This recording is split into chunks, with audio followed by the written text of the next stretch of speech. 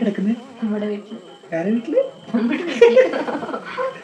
എത്ര നാളത്തെ കാത്തിരിപ്പല്ലേ? ഇതെന്നാത്ത ആഗ്രഹം എന്താ ഒരുപാട്.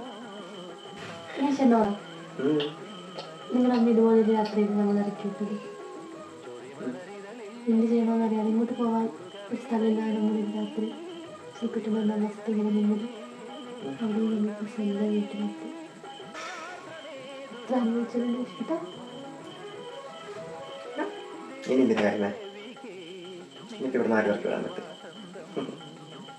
നമ്മളൊന്നും ഇല്ലടാ. നീ കണ്ടില്ലേ നമ്മളെ വീട് വിട്ടപ്പോൾ എത്ര ആൾക്കാരെ കണ്ട്? 2 മില്യൺ ആൾക്കാരുണ്ടല്ലോ. അതിൽ എത്ര ആളെ പറഞ്ഞ് സ്വന്തമായിട്ട് വീടില്ലാന്ന്?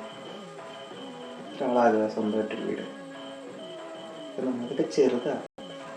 നമ്മളിപ്പോഴും നേടിയില്ല. 20 വർഷമൊക്കെ ആയിട്ട് വാടക വീട്ടിൽ നിൽക്കുന്ന എത്രയോ ആൾക്കാരുണ്ടായിരുന്നു കമ്മലായിട്ടിട്ട്.